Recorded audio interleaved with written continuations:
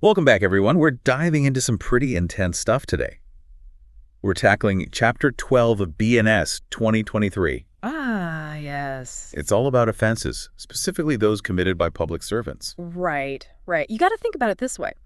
Public servants, they're the backbone of any functioning society. They're supposed to uphold the law, serve the community. Exactly. But what happens when that trust, that very foundation, is broken? Well, this chapter of BNS 2023, it lays out exactly what happens when that trust is shattered. What's at stake? Yeah. The consequences, you know? It's fascinating, really. This chapter doesn't just list out the offenses, right? It digs deeper. Deeper? How so? It shows a real understanding of the power dynamics at play. Public servants, they hold positions of authority. Right, of course. And that authority, that power, it comes with a heavy responsibility to act ethically. And always in the best interests of the people they serve. Okay, so let's unpack this chapter a bit. It starts with Section 198. It deals with public servants knowingly disobeying the law. Knowingly disobeying, yeah. They even give a specific example in the text. An officer who's supposed to execute a court order, like, say, seizing property, but they just ignore it. Deliberately. And if that harms the person who won the case? Boom. Violation of Section 198. Wow. It's powerful, isn't it? Highlights the potential consequences of an action. Sometimes just failing to act can be as bad as actively breaking the law. Especially, I imagine, when someone's well-being, their rights are on the line. Absolutely. Makes you think, about the weight of each decision when you're in a position of power? Every single one. But sometimes it goes beyond inaction. Sometimes it's about actively messing with the legal process. Yeah, you're talking about obstructing justice, tampering with investigations. Exactly. Sections 199 and its subsections. This is where things get really complex, really interesting. Think about it. A compromised investigation. The ripple effects. I can only imagine. It's not just one case. It erodes public trust in the whole system. It's a justice system. The very foundation of a fair and equitable society. If people believe investigations can be manipulated, what does that say about justice? That it's not blind. Exactly. Not fair, not impartial. Then it makes sure everything's by the book. By the book, yes. The text actually lists specific offenses under the Bharatiya Nyaya Sanhita 2023, where recording information during investigations is mandatory. Mandatory, yeah. Seems like they're building in safeguards.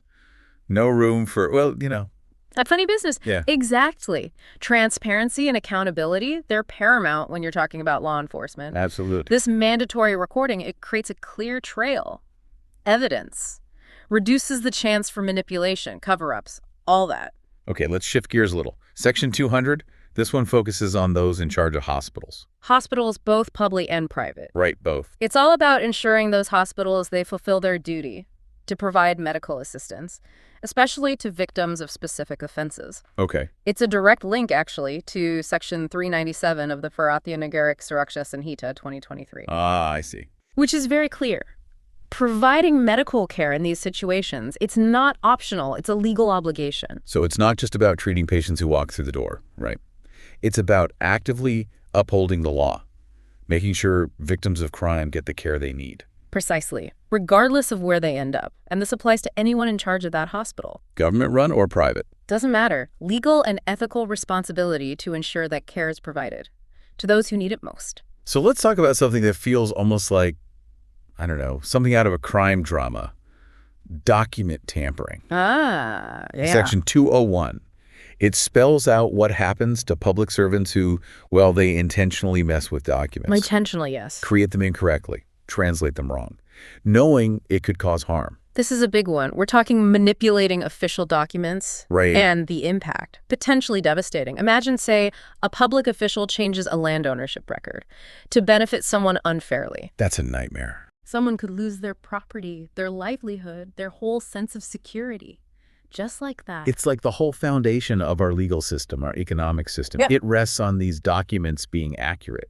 If we can't trust them, if we can't trust they haven't been tampered with, it creates chaos, uncertainty. And beyond that. Yeah. Beyond the individual harm. It erodes public trust in institutions, the message it sends, the system's rigged, that those in power can just manipulate the rules for themselves.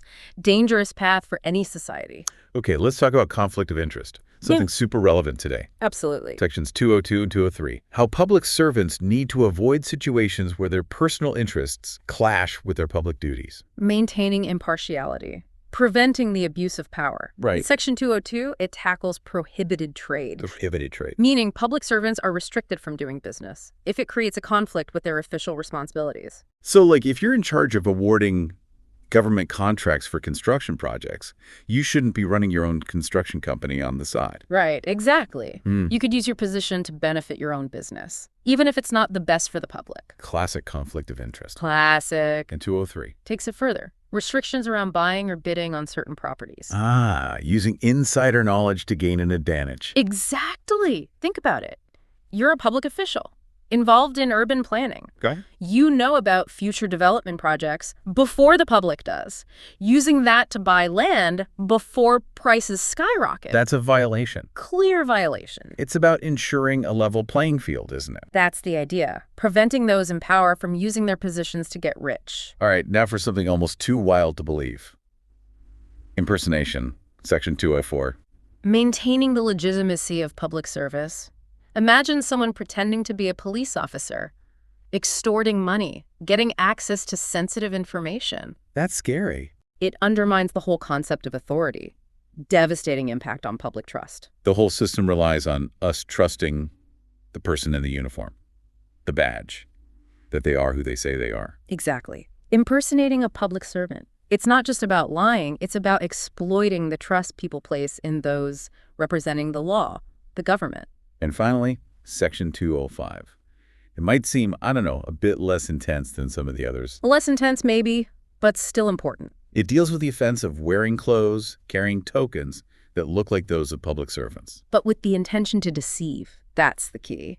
So you can't just dress up as a police officer and expect to get away with it. Exactly. It's about boundaries, making sure people can trust the symbols, the uniforms that represent real public service, the chaos if anyone could just put on a uniform and pretend. And pretend to be a police officer, a doctor, a judge. Exactly. Undermines the whole system. It really underscores how crucial it is to protect the integrity of public service, its legitimacy. Absolutely. People need to have confidence in those in authority. Trust that they're acting in the best interests of the community. No question. Okay, so far, we've been kind of laying the groundwork, exploring the what of these offenses. But let's dig into the why now. The why. Yeah, that's the juicy part. It is. It is. And the best way to understand it, I think, is to look at real-world situations. Always love a good real-world example. Right. It brings those legal concepts to life. Absolutely. Makes it so much more tangible. Exactly. So let's jump in. Let's start with Section 199. Remember, protecting the integrity of investigations. Right. Transparency and accountability in law enforcement. All that good stuff. Of that. Okay, so imagine this.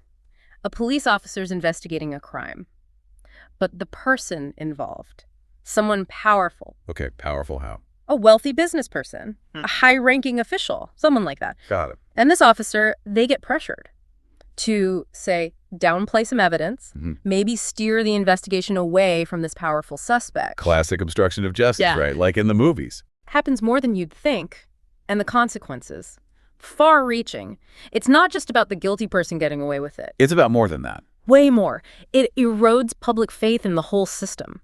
When people see investigations being manipulated, it's like the whole system is rigged. Exactly. Okay, let's switch gears. Section 200, hospitals. Their responsibility to provide medical care. Oh, yeah. This one really stuck with me. Access to health care. Such a fundamental right. It is. And this section, it emphasizes that. It makes it a legal obligation for hospitals to provide care. Especially, we said, to victims of certain offenses. Right, certain offenses. Okay, think about this. A hit and run. Oh, terrible. The victim rushed to a private hospital, critical condition, but the staff, they refuse to admit them. Maybe they're worried about legal issues, financial burdens, whatever. They delay that crucial treatment. Oh, that's awful. Every second counts in a situation like that. Exactly. And that hospital, they could be violating Section 200. Right, because it's linked to that duty outlined in Section 397 of the Bharatiya Nyaya Sanhita 2023. Exactly that. Sometimes we forget these laws. They're not just abstract concepts. They have real implications. Life or death, even. Exactly. And it shows how interconnected all these laws are. They're not isolated. A web, almost. A web of protection. I like that, a web. Speaking of interconnectedness, let's get into document tampering. Section 201.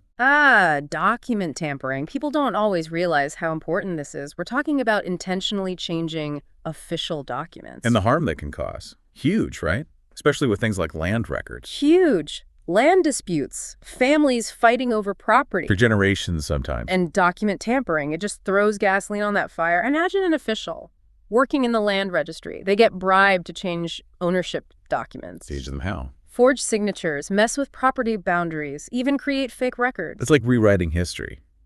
And the consequences. Someone could lose their ancestral land, their home. It's just like that, and it's not just individual harm, it's bigger. How so? It undermines the whole foundation of our legal and economic systems. If we can't trust the accuracy of those records, it breeds corruption, chaos. Okay, time to tackle a topic that's, I don't know, always lurking in the background. Conflict of interest. Yes. Always relevant.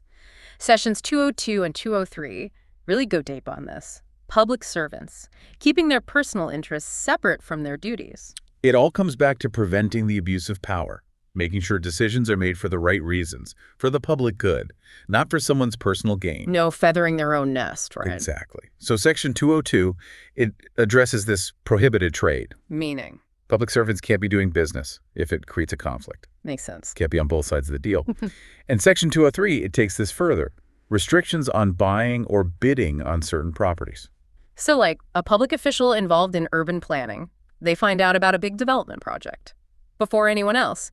Can't use that to buy up land and get rich. Right. Exactly. That's what they're trying to prevent. It's about a level playing field. No using your position to get ahead. Right. All right. Now, for something that feels a bit, I don't know, like a spy thriller, impersonation. Impersonation. Section 204. This is about safeguarding the legitimacy of public service. We trust those who represent the law, the government. Right. That's the foundation of it all. And that trust, it shatters when someone pretends to be someone they're not. It's like a betrayal. It is, and it can have real consequences. Imagine someone pretending to be a police officer to extort money. It's not just dangerous, it makes people question real officers. It's a serious offense. It's about exploiting the power that comes with that position. Okay, let's wrap up our real-world examples with something that might seem, I don't know, less serious. Less serious, maybe, but still important. Section 205. It's about wearing clothes, carrying tokens that resemble those of public servants. But with the intent to deceive, right? That's the key. It is. It might not seem as bad as, say, obstructing justice, but it gets at something deeper. Respect. Respect for public service. Its integrity. Okay, I'm following. Think about the symbolism. Uniforms. Badges. They represent authority, expertise, trust. Right. You earn those things. Exactly. And when someone uses those symbols falsely, it cheapens the real thing. Makes sense. And it can cause real harm. Someone wearing a fake military uniform to gain access to a restricted area. Oh, yeah. That's dangerous. It all comes back to boundaries, making sure those symbols of authority are used properly with respect. Okay, so we've explored the law itself, the real-world examples, the why behind it all, what's next. Wow, we've really covered a lot of ground, haven't we? The letter of the law, the real-world stuff. We have. But what's it all mean? What's the takeaway here?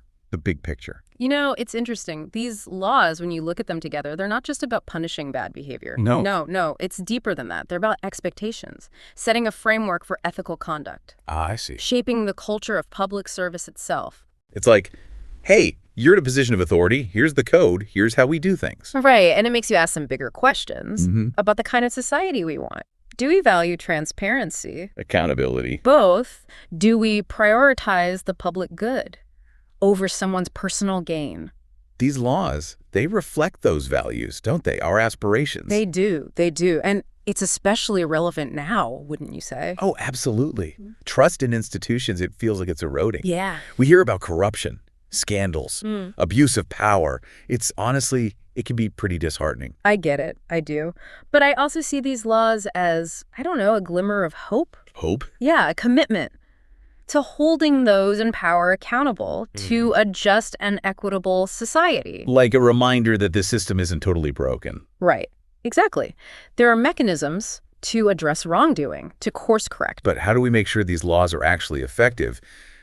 It's one thing to have them written down. Ah, the million-dollar question. It is. How do we see them actually enforced consistently? There's no easy answer, is there?